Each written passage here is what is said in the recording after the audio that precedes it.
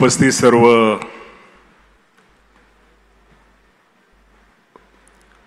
बंधू आणि भगिनींनो, आपल्या जिल्हा परिषदेच्या वतीनं मुख्यमंत्री समृद्ध पंचायत राज अभियान जिल्हास्तरीय कार्यशाळेचं आज या सभागृहामध्ये आयोजन केलेलं आहे। या कार्यक्रमासाठी ज्यांनी आपल्याला वेळ दिला, ज्यांचं आपल्याला मार्गदर्शन लाभणार आहे, ते या राज्याचे उपमुख्यमंत्री आणि आपल्या सर्वांचे आवडते नेते अजितदादा पवार साहेब, आपल्या खासदार मेधाताई कुलकर्णी, आमदार शंकरभाऊ मांडेकर, आपले विभागीय आयुक्त डॉक्टर चंद्रकांत पुलकडवार साहेब, आमचे मार्गदर्शक डॉक्टर कलशेट्टी साहेब, सुहास मापारी साहेब, ज्यांच्या संकल्पनेतून एक जिल्हा परिषदेवरती सीओ झाल्यानंतर ज्यांनी अनेक अभियानं या जिल्ह्यामध्ये यशस्वीरित्या राबवली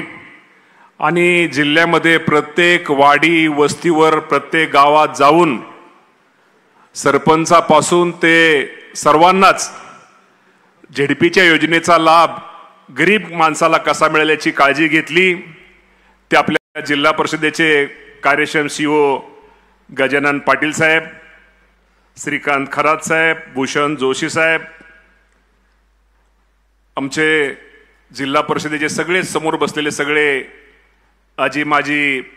पदाधिकारी, पंचायत समितीचे आधी माजी पदाधिकारी, गावचे सरपंच उपसरपंच, आजी माजी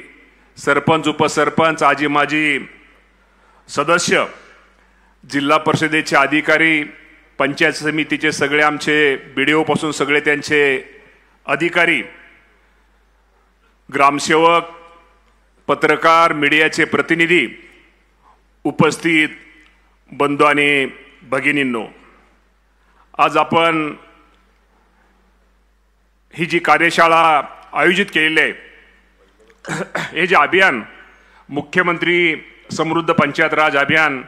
आणि त्याची कार्यशाळेच्या निमित्तानं सगळेजण आज आपण एकत्र जमलेलो आहोत। खरं तर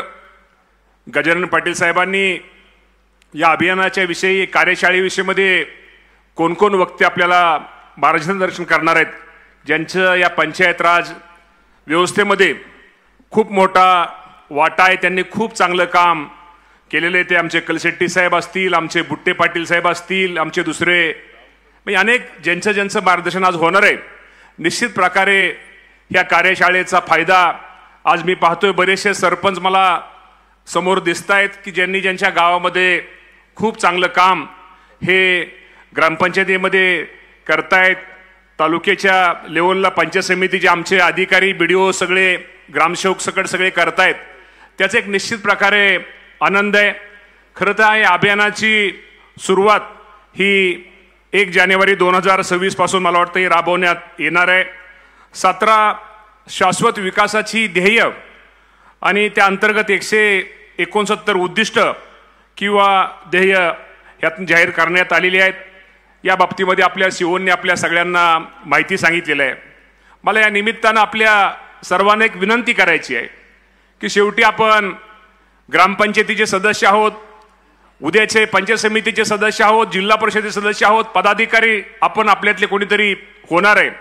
निश्चित तुम्हाला या अभियानाच्या निमित्तानं या कार्यशाळेच्या निमित्तानं आपल्या सर्वांना एक काम करण्याची संधी मिळालेली आहे। शेवटी कुठल्याही गोष्टीमध्ये आपल्याला कुठली काम करण्याची संधी जर आपल्याला मिळाली, ग्रामपंचायत सदस्यांनी एक खालून एक बारकी गरीब माणसं केंद्रबिंदू मानून त्या गावामध्ये काय करता येईल, काय विकास करता येईल, त्या गावाला कसं पुढे नेता येईल, आणि शेवटी एक लक्षात ठेवा, माणसं काम केल्यानंतर त्याचं नाव हे घेतलं जातं, त्याची नोंद ही घेतली असते। कुणीतरी उद्या त्या आपण पदावर असू अगर नसू, पण कोणतं म्हणतं हा टिंब या गावचा सरपंच होता, सरपंच असताना या गावाचं एवढं चांगलं काम केलं, या गावाला एवढं मदत केली, या गावाला विकासाच्या दृष्टिकोनातून एक प्रगतीपथावर नेलं। अशी अनेक उदाहरणं आहेत। झेडपी सदस्य असतील, पंचायत समिती सदस्य असतील, या लोकांनी एक निश्चित प्रकारे एक चांगल्या प्रकारचं नियोजन एक चांगल्या प्रकारे गावाचा आपल्या भागाचा जर आराखडा तयार केला त्याचा निश्चित फायदा त्याला आपल्याला सगळ्यांना होतो। आज बंधूंनो मी तुम्हाला प्रामाणिकपणे सांगतो, आज मी जरी राज्याचा कृषी मंत्री आदरणीय दादा असतील, मुख्यमंत्री असतील, या सगळ्या मंडळी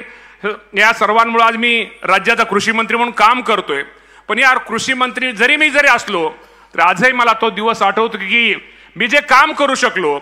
ते जिल्हा परिषदेचा अध्यक्ष म्हणून काम करू शकलो, त्याचा निश्चित प्रकारे मला एक झेडपीचा अध्यक्ष म्हणून त्याचा मला एक कामाचा त्याचा गर्व आहे की झेडपीचा अध्यक्ष असताना शेवटी आपण अध्यक्ष येतात जातात होतात, परंतु आपली कामाची ओळख आपण जर लोकांना दिली आणि सर्वसामान्य माणसामध्ये जर आपण आपलं काम आपण जर व्यवस्थित नेलं तर निश्चित प्रकारे त्याची लोक हे नोंद घेत असतात। त्यामुळे आपण सर्वांनाच मला आपल्याला एक विनंती करायची की आज आपण ग्रामपंचायती लेवलला काम करताय, हे आज हे अभियान आहे, अभियानाच्या माध्यमातून तर निश्चित प्रकारे आपल्या सर्वांना बरोबर घेऊन चालायचंय। रोजगाराची गावामध्ये संधी कशी उपलब्ध होईल किंवा अशा अनेक गोष्टी या अभियानामध्ये आपल्याला त्याचा समावेश करणार आहेत। मी तुम्हाला एवढंच सांगतो की निश्चित प्रकारे या कार्यशाळेमध्ये आपण सर्वांनी थोडं शांततेने बसून एक थोडा अनुभव त्याचा ह्या कार्यशाळेचा फायदा आपल्या भागात आपल्या गावात कसा होईल यासाठी आपण सर्वांनी प्रयत्न करावा। खरं तर तुम्हाला मी सांगतो, नेते असू द्या किंवा एखादे कसे तत्पर असतात, आज आपल्या राज्याचे उपमुख्यमंत्री अजितदादा पवार साहेब असतील, आपले मुख्यमंत्री देवेंद्र फडणवीस साहेब असतील, एकनाथ शिंदे साहेब असतील, मी सांगतो काल सकाळी मला एक कामाचा एक अनुभव अजितदादा पवार साहेबांचा एक अनुभव आला की दादांनी मला काल सकाळी सांगितलं की अरे आपल्याला पंतप्रधान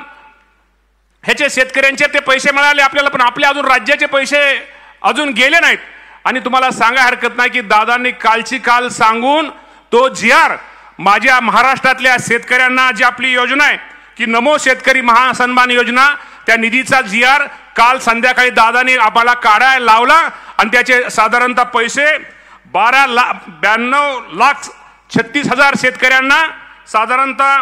19,32,72,000 रुपये हे निश्चित प्रकारे बंधूंनो येणाऱ्या 2-3 दिवसामध्ये कदाचित मंगळवारी मुख्यमंत्री आणि दोन्ही उपमुख्यमंत्री यांच्या उपस्थितीमध्ये हा जो निधीचा वितरणाचा कार्यक्रम आहे तो मंगळवारी तो होणार आहे। मी सांगायचं तात्पर्य की दादांनी तात्पर्य एखाद्या नेत्याला कशी शेतकऱ्याविषयी सामान्य माणसाविषयी किती तळमळ असते, शेवटी शेतकऱ्याला त्या रक्कम जरी थोडी असली तर शेवटी कुठेतरी त्या शेतकऱ्याला एक आधार मिळाला पाहिजे। त्यामुळे निश्चित प्रकारे या अभियानाच्या माध्यमातून